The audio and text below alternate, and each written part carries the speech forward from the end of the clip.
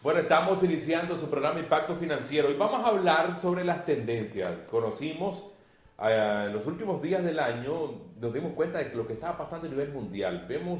Conocemos también el déficit fiscal de los Estados Unidos, la crisis que amenaza a la Unión Europea, el incremento de los precios de los alimentos, el incremento del costo de la energía, los problemas de cada uno de los países que cada vez son más pobres, hablando de naciones como las nuestras.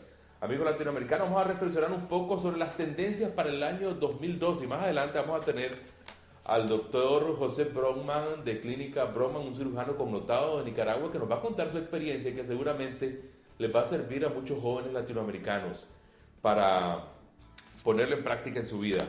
Juan, un placer tenerte por acá con nosotros. Bienvenido nuevamente. Saludos. Muchas gracias, Justo. Y casualmente tocamos el tema tendencias, que es diferente de pronósticos, ¿no? Porque la gente dice, bueno, ¿por qué vamos a hablar de pronósticos? Yo creo que solo las pitonijas, los magos, los brujos son los que pueden hablar, tienen una bola de cristal y pueden pronosticar algo. Yo te voy a decir otra cosa, la tendencia se usa mucho también para la moda. Se usan mucho y para muchas cosas. En la mayor parte de los análisis económicos, sobre todo, no importa el punto en el que está, sino la tendencia. La inflación está en 10%, ¿es bueno o malo? Depende. El año pasado estaba en 20, estamos en 10, venimos bien. Pero si el año pasado estábamos en 5 y ahora estamos en 10, estamos mal. O sea, la tendencia es muy importante porque sigue a lo largo de muchos meses un patrón. Y con ese patrón podemos proyectar dónde vamos a estar a futuro. Y cuando proyectamos dónde algunas de las variables que afectan nuestra vida van a estar en el futuro, podemos tomar mejores decisiones para defendernos en esta crisis. No sé si empezamos, Juan, hablando de las dificultades que nosotros podemos ver en el año que estamos recién iniciando. Vemos, por ejemplo, la amenaza de una crisis de la economía mundial, vemos la amenaza de un conflicto armado en Medio Oriente. ¿Por dónde empezamos? No sé si quieren que empecemos el aspecto económico, que yo creo que a muchos nos interesa saber cuáles son las tendencias, qué puede pasar. Muy bien, tomemos el aspecto económico. En los años anteriores, producto de esta crisis, hemos visto que el sistema financiero, que creció mucho, tuvo que ser rescatado por los estados, que emitieron una cantidad muy grande de dinero para rescatar los bancos, las grandes instituciones financieras, ¿no? Los pequeños los dejaron quebrar, los grandes decían son muy grandes para quebrar, así que los rescatamos. Pero ese rescate se ha hecho a costa de emitir mucha deuda y emitir mucho dinero a costa de los estados y de todos los contribuyentes, de todas las personas. Entonces, la pregunta ahora es, ¿quién va a rescatar a los gobiernos? Y los gobiernos no tienen a quién pedirle prestado para que los rescaten, van a tener que rescatarse a sí mismos y probablemente eso va a llevar a que tengan que seguir emitiendo dinero, porque la cantidad de dinero que han emitido entre 2007 y 2011, medido por dinero efectivo en dólares en el mundo, se ha triplicado. O sea, tomó 100 años llegar a tener 0.8 trillones de dólares en circulación en el mundo. Un trillón es un 1 con 12 ceros a la derecha. Y en 5 años pasaron de 0.8 trillones a 2.4 trillones de dólares en circulación en el mundo. Ese ha sido el costo del rescate, solo en dólares, no estamos hablando en euros, hay otra cantidad equivalente.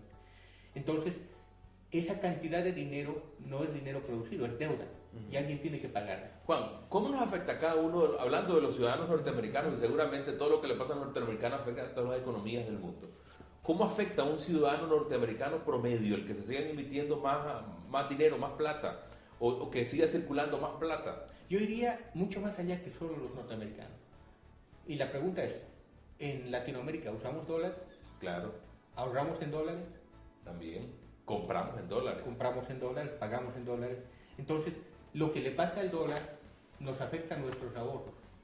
Entonces, si tenemos muchos más dólares en el mundo persiguiendo muy pocos bienes, la misma cantidad de producción, hay más dinero y hay la misma cantidad de producción. ¿El precio de estos bienes producidos va a subir o va a bajar? El precio de los productos sube. va a incrementar, claro. Entonces, ¿qué significa? Que vamos a tener que pagar más por energía, petróleo, electricidad, más por alimentos. Además de la crisis de dinero, tenemos probablemente más crisis de cambio climático muy fuertes y más por productos que se relacionen con la evolución del petróleo. Por ejemplo, los alimentos, las medicinas, tienen mucha relación con la industria del petróleo y la energía. Entonces, si parte de los costos nos suben, también va a subir el costo de la alimentación, el costo de la energía y el costo de la salud. Entonces, esas son tres industrias que van a costar más. Desde un punto de vista nuestro, significa que nuestro poder adquisitivo, nuestra capacidad de compra, probablemente se va a reducir. Cada vez más pobre, entonces. Cada vez más pobres, a no ser que tengamos la sabiduría de invertir y apostar a una de esas industrias que va a estar creciendo, ¿no? Nosotros hemos insistido en varias oportunidades. No sé si lo dejamos ahí, Juan, porque yo creo que este tema, hablando concretamente de lo económico, podemos hacer varios programas y es difícil que lo podamos desarrollar en tan poco tiempo, pero por lo menos podemos darle una idea muy general de lo que pueda ocurrir. En el aspecto social. Mira, vamos al efecto, causa y efecto. Si tenemos menos poder adquisitivo, somos más pobres, como lo dijiste, y tenemos igual o mayor desempleo, ¿qué crees que va a pasar con la gente joven? ¿Qué vimos en el mundo el año pasado? En los indignados en España, en la gente que toma Wall Street en Estados Unidos, cosas que nunca antes se habían visto. La gente joven se va a rebelar. La gente joven dice, bueno, ya estudié, salí de la universidad y ahora no encuentro trabajo, pero tengo una familia a la que le tengo que dar de comer. Te endeudaste para pagar la universidad, te endeudaste con mucho dinero. Yo creo que lo que me queda es protestar, pues, y reclamar inclusive, porque yo creo que muchas de estas cosas se pueden evitar, Juan. Sí. Y nosotros lo hemos conversado en varias oportunidades, pues, o sea, son decisiones irresponsables de los que manejan nuestras economías y nuestros países, pues. Hay un grupo muy pequeño que hay muchos más millonarios en el mundo ahora de los que había antes de la crisis, pero también hay muchísima más gente pobre. Entonces hay un grupo muy pequeño que se ha beneficiado mucho. Se han socializado las pérdidas y se han privatizado las ganancias para un grupo pequeño de élite. Pero desde el punto de vista de la población en general, probablemente vamos a ver mucho más protestas, mucho más marchas sociales y también mucho más violencia. ¿Por qué? Porque la gente tiene que dar de comer a su familia. Y eso va a generar mucho más incertidumbre desde el punto de vista general de la tranquilidad social. Bueno, Juan, hemos querido a través de este programa darles un poco de cuáles son las tendencias, como bien hemos nombrado este programa. Y con esta información lo que pretendemos es que cada uno de nosotros pues podamos tomar nuestras propias decisiones y otra cosa que yo les recomiendo a todos nuestros amigos televidentes, que se informen. Pero démosle a la gente las perspectivas positivas. Okay. Justamente, si hay 3 o 4 industrias que van a crecer muchísimo o que van a tener mayor valor, mayor apertura, mayor crecimiento, mayor valor, pues ¿por qué no tratar de vincularnos de alguna forma a esas industrias? ¿Cuáles son? Las de alimentos. Nicaragua tiene una potencialidad muy grande para producir alimentos. Las de energía. Nicaragua tiene una potencial para producir energía térmica, por ejemplo. Las de salud. Tenemos ahora algunos hospitales que están tratando de ganar cierta calidad, renombre internacional, se están haciendo esfuerzos y probablemente alguien que tenga que pagar un costo altísimo en Estados Unidos, estando tan cerca de Miami, podría preferir venir a algún país latinoamericano a tener una buena atención en lugar de pagar la cantidad de dinero que tiene que pagar un médico. Seguro. Exactamente. Entonces, ¿por qué no apostar a esas industrias que van a crecer? ¿No? También los metales preciosos, el oro y la plata van a subir muchísimo de valor en los próximos años. No es una compra para 3 meses, es una compra para algunos años, pero van a haber cambios positivos ahí. Bueno, Juan, muchísimas gracias. Ahí les hemos dejado alguna información que seguramente nos va a servir para tomar nuestras próximas decisiones en los próximos meses. Ya regresamos en segundito después de este corte comercial.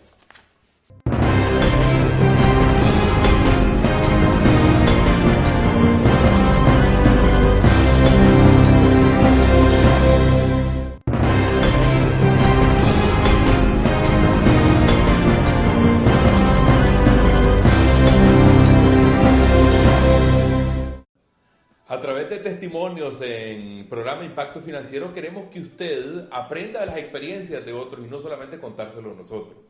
Hoy les vamos a presentar la historia de un doctor, de un médico nicaragüense, cirujano plástico, el doctor José Brockman, originario de Camuapa, Nicaragua, viajó a Brasil por circunstancias en las que vamos a conocer de su viva voz y ahora pues es un connotado cirujano en nuestro país. Doctor, un placer tenerlo por acá con nosotros. Buenos días, nuevamente, Justo, muchas gracias. Ya usted más o menos maneja cuál es la razón de ser de este programa. Queremos que los jóvenes y las personas, principalmente los jóvenes, entiendan y comprendan que las cosas no son fáciles, que hay que trabajar, que hay que perseverar, que hay que luchar, que hay que tener claramente una visión, definir un poco las metas.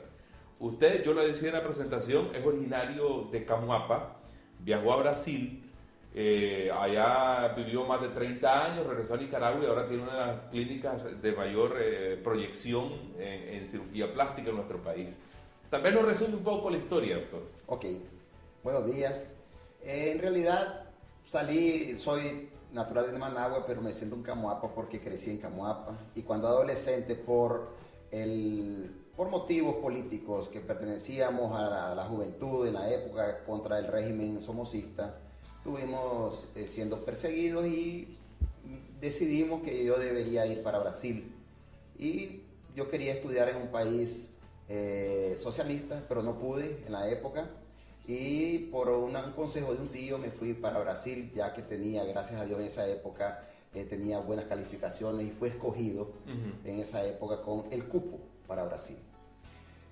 Allá tuve mis problemas como todos los nicaragüenses durante la guerra, durante la contrarrevolución, tuve mis problemas económicos, pero gracias a Dios el Brasil fue solidario conmigo, la gente brasileña, y el esfuerzo del estudio me compensó entrando en concurso para residente, para cirugía plástica.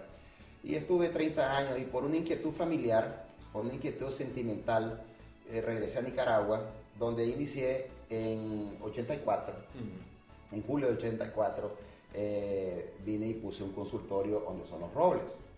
Pero siempre mi inquietud me decía qué es lo que podría hacer para entrar en el mercado de la cirugía plástica en Nicaragua, en el mercado de medicina, que como ustedes saben, todos los jóvenes, este mercado es un mercado de difícil entrada, de difícil tener credibilidad como médico, porque nosotros no somos como un producto que se puede devolver, se puede ir a reclamar. Si nosotros cometemos errores o no le damos al público, que hoy el público realmente es exigente, no le damos lo que ellos quieren, entonces siempre nos están comparando con otros países, con otros hospitales, con otras tendencias realmente, y diciendo que en Nicaragua no funciona esto, que no funciona aquello, que en Estados Unidos le hacen esto, le hacen aquello. En medicina siempre dicen, en tal lugar se equivocan menos. Yo creo que esas son informaciones, son opiniones que nosotros tenemos que llevar en cuenta en el momento de decidir qué es lo que vamos a hacer con nuestra carrera.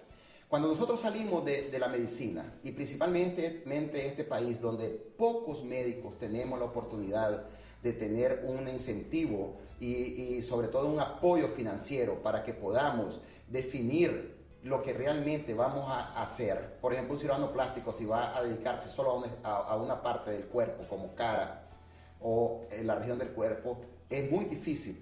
Entonces hay que invertir mucho y estas inversiones tienen que venir de costearlo por sí propio o por su familia, o si ya tiene dinero, pues ir a buscar en otros países. Doctor, en la presentación, al inicio usted decía que cuando llegó a Brasil era un joven todavía, hablamos de tal vez un adolescente, probablemente.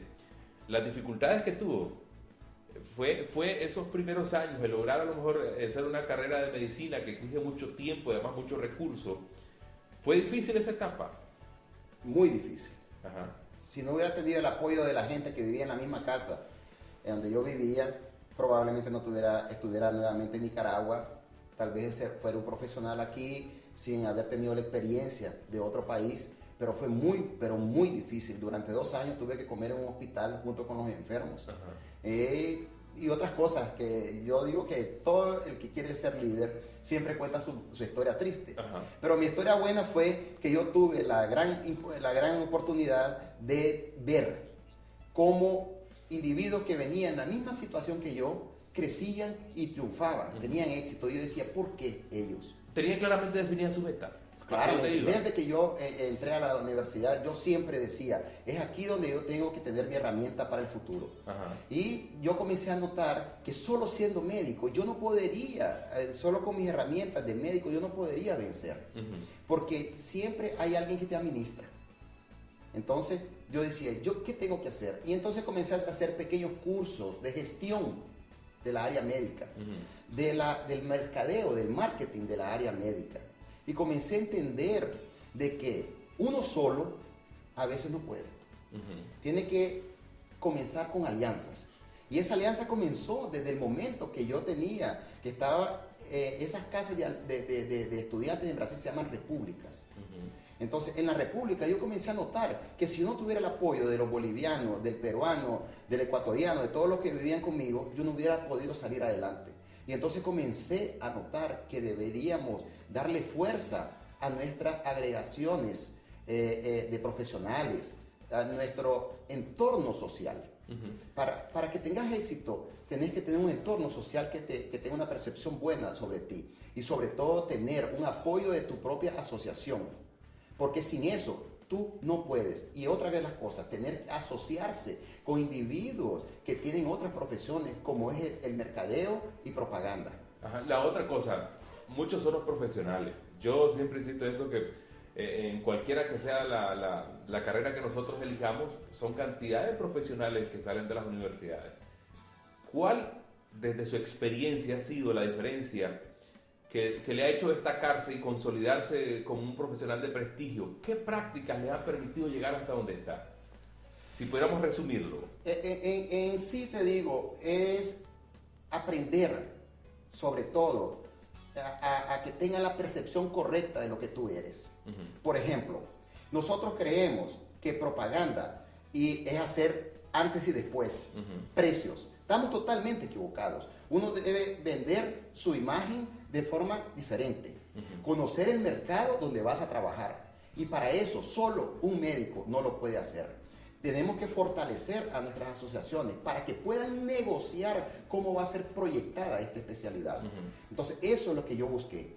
Cómo las personas me percibieran y percibieran que realmente yo invertí y yo les paso esa información de una manera profesional.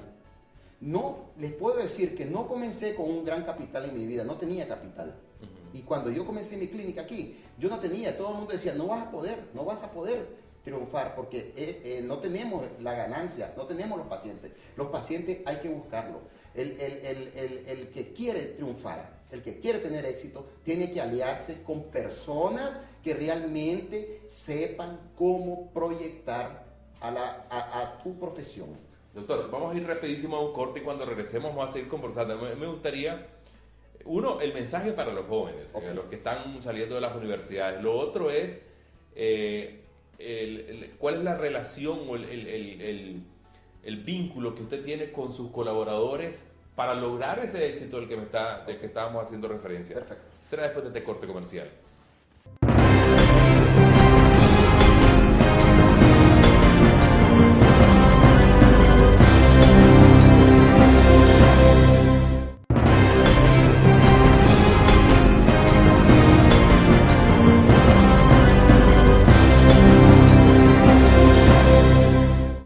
De regreso de la pausa, estamos conversando con el doctor José Brockman, cirujano plástico, y nos gustaría conocer, nos fuimos con varias inquietudes. Una de ellas es el mensaje para los jóvenes, que lo vamos a tener por favor al final, doctor. Lo otro es, usted decía que cuando vino a Nicaragua, o cuando inició más bien la clínica, empezó la clínica con cero recursos o pocos recursos.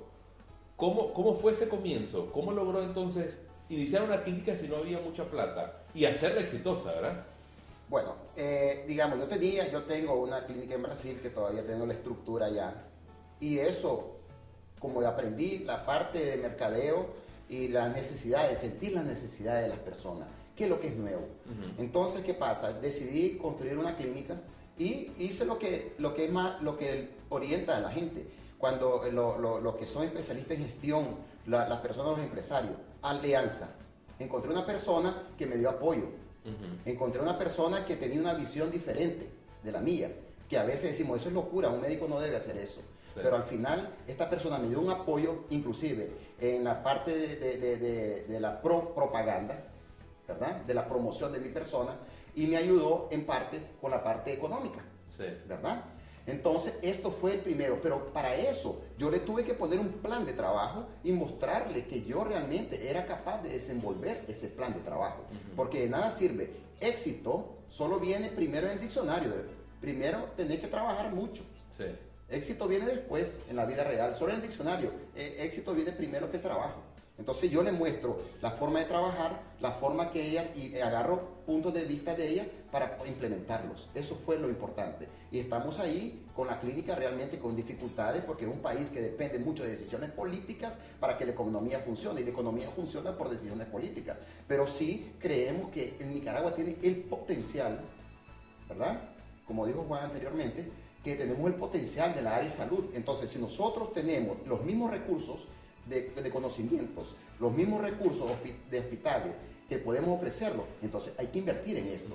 Porque lo importante para los jóvenes también, que vamos a ir diciéndole, es saber, yo tengo el conocimiento, salí de la residencia, pero el problema está en lo siguiente, ¿qué hacer con este conocimiento? ¿Cómo lo voy a invertir? ¿Cómo esto me va a dar un retorno económico? Entonces tenemos que tener un plan de vida y seguirlo y buscar los socios para que este plan de vida se pueda desenvolver. Una de las cosas que siempre nos ocurre, y a mí me gusta siempre comentarlo con nuestros entrevistados, es que muchas veces iniciamos ese proyecto personal o empresarial y al poco tiempo lo abandonamos cuando no vemos que el éxito llega.